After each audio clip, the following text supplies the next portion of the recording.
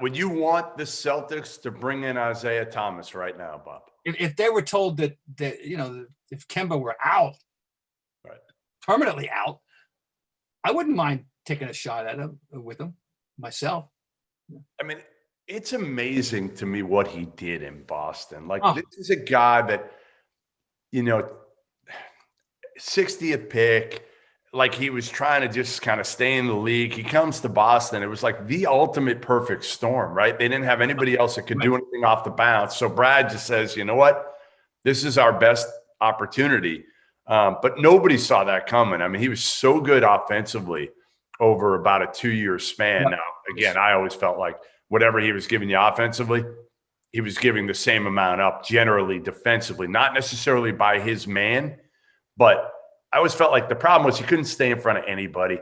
So even if it was Al Horford having to make up for his mistakes and putting himself out of position, if he was getting 30, he was giving up 30. But, man, he was exciting to watch in the offensive end.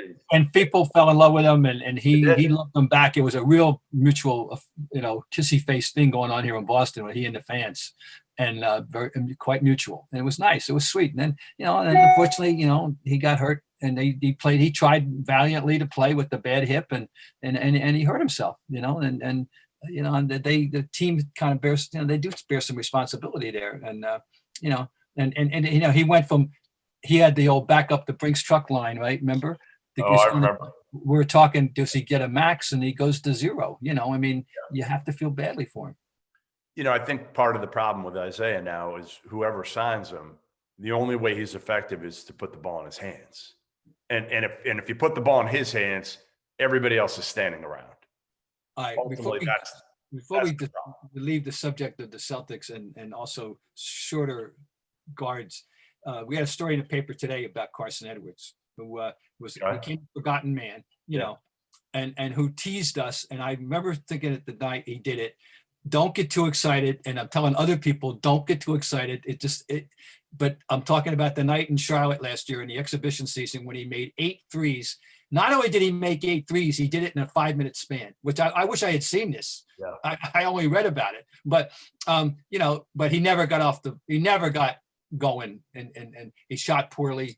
He shot, I think, 30%, and fell out of the rotation, became a forgotten man. Do you harbor any hope that Carson Edwards will resurrect himself and can have an NBA career of any consequence? Not really. No, I think Aaron Nesmith is far more what the doctor ordered for the Celtics. Size, can really shoot it, can guard. Again, I go back to for Carson, he was great in the NCAA tournament. For his senior year in Big Ten play, he was not efficient at all. He was not effective at all.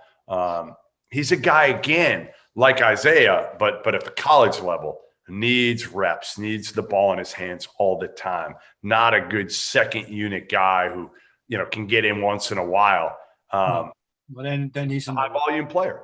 Well, if that's the case, then, obviously this is not what's going to happen here.